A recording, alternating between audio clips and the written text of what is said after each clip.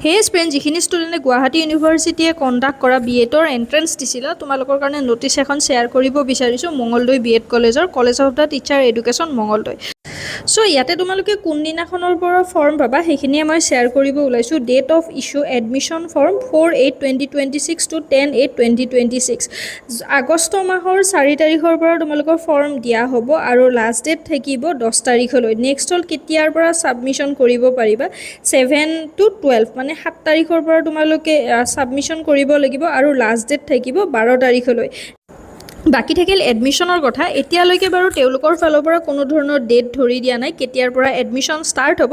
তো তোমালোকে তাৰ কাৰণে মাজে মাজে কলেজৰ যিটো ৱেবছাইট আছে www.ctmongoldoy.co.in এইটো ভিজিট কৰি থাকিব। তো তোমালোকৰ মাজৰ পৰা যিখিনি ষ্টুডেণ্টে বিচৰা তোমালোকে ইয়াৰে প্ৰস্পেক্টাছখনো ল'ব পাৰা 200 ৰুপিছেদি। তো ইয়াৰে কাৰণে সময় দিয়া আছে 11টা বজাৰ পৰা 3টা বজালৈ ভিতৰত যদি যোৱা তেনেহ'লে তোমালোকে ফৰ্ম প্লাছ প্ৰস্পেক্টাছখন ল'ব পাৰিবা। চ' একদমেই সৰুকৈ এটা ইনফৰমেশ্যন শ্বেয়াৰ কৰিলোঁ। যদি তোমালোকৰ ভিডিঅ'টো চাই কিনে অকণমান হ'লেও ইনফৰ্মেটিভ টাইপ লাগে তেনেহ'লে প্লিজ লাইক শ্বেয়াৰ আৰু কিবা ডাউট আছে যদি কমেণ্ট ছেকশ্যনত জনাবা। লগতে যিবিলাকে বি এড কৰিবা মোৰ ফালৰ পৰা বেষ্ট অফ লাক থাকিল এণ্ড থেংকছ ফৰ ৱাচিং।